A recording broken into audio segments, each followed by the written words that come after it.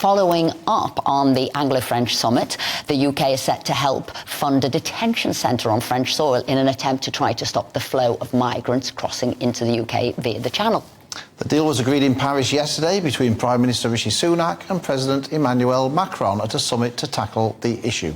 Joining us now to discuss this is the journalist David Chazan.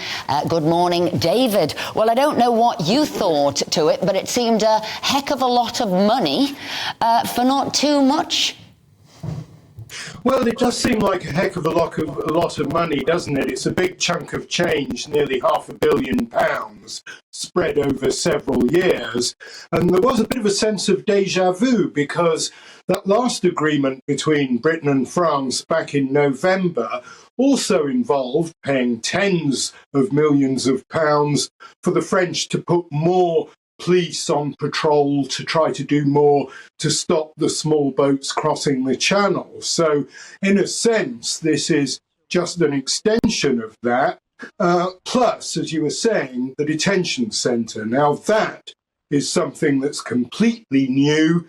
Could it act as a major deterrent? Well, I think it might, because if migrants are rounded up in northern France, put into a detention centre and then deported either back to the first European country they entered or to their home country, if their home country is judged safe, I think it could put a lot of people off. And of course, Rishi Sunak's argument on the money is we're spending £5.5 million a day on putting migrants in hotels in the UK.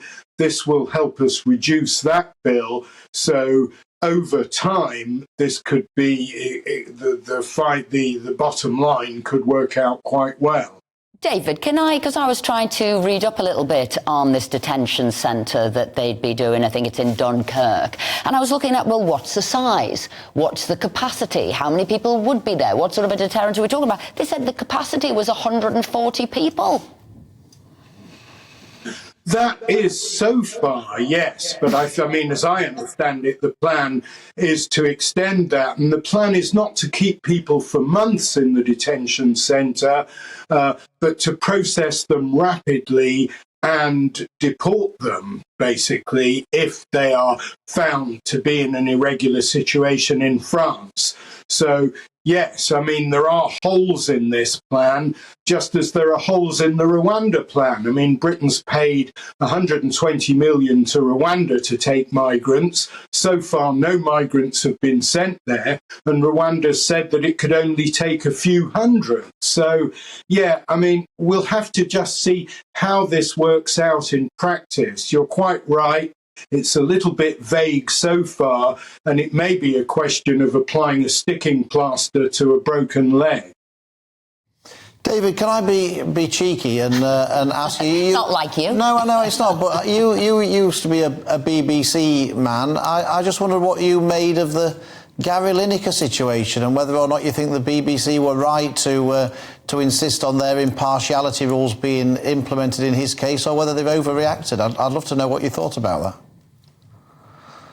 Well, I'm not sure my personal opinion is valuable, but I mean, I think the BBC does have a problem now because it's dealing with an unprecedented revolt. I mean, Match of the Day is going to go out now without pundits, without presenters, and I mean, I can tell you, among the rank and file at the BBC, there is a lot of discontent, and a lot of people are saying, well, Andrew Neil, who used to be a politics presenter on the BBC, was also the chairman of The Spectator, which, as you know, is a right-wing magazine, and used to tweet a lot of stuff that reflected his own right of centre, shall we say, political opinions. He was never pulled up on it.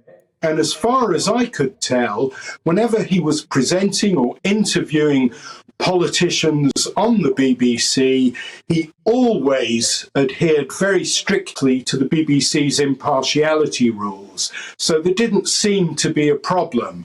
Somehow there is now a problem with Gary Lineker, even though he never touches politics on the BBC.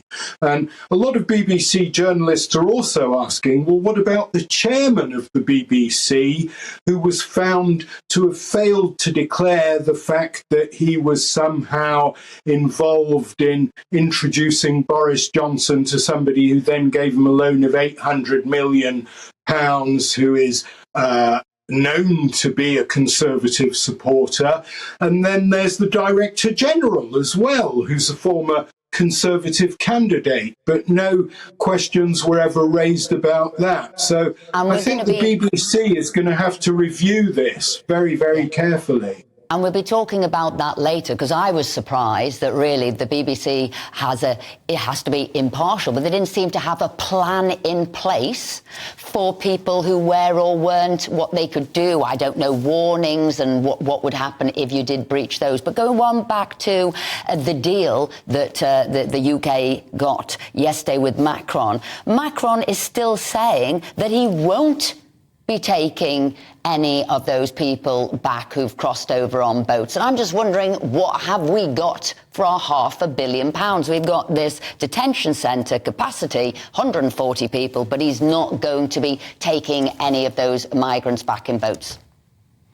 OK, you've also got hundreds more police on patrol on the beaches of northern France. Now, I don't think the French have ever claimed that they could stop every boat from putting out to sea, because you're talking about more than 200 miles of coastline. Now, Macron's view on the returns deal is that this has to be concluded and negotiated with the EU as a whole, not bilaterally with France. And, you know, what Macron's aides have been telling me is they find it rather ironic that Britain did have a returns deal, but then when it left the EU, that deal was ended.